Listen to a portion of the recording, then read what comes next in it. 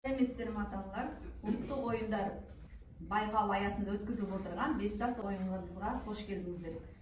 Бүгінгі ойын шартын түсіндіріп өтейін. Бестас 5 асық деп аталады. Бірінші бірлік деп аталады. Ойыншы 5 тасты жерге шашады. Таңдап алынған қақпа тасты бір қолмен аспанға лақтырып, жердегі біреуін көтеріп қайта тосып алады.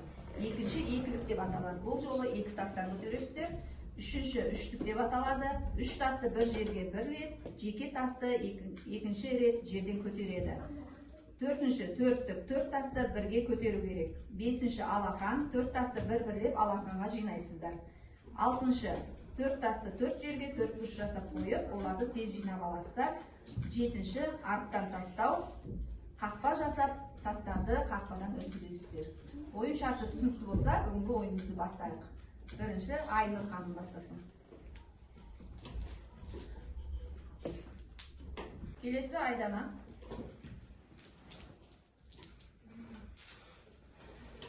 Бір-бірден жинайсыз. Келесі Гүлмира.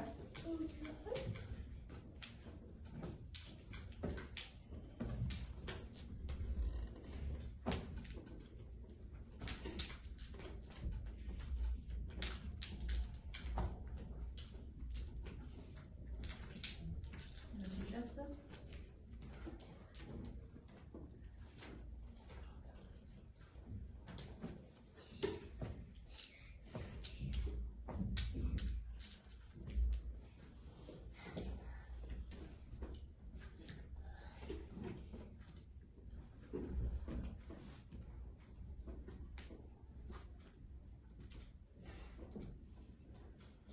Мадина баста.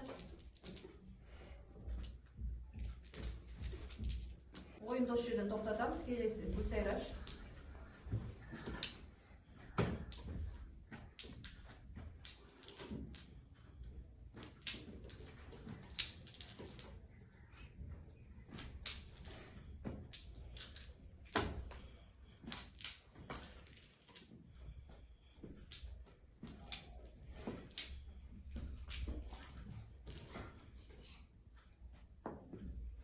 Келесі Айнұр.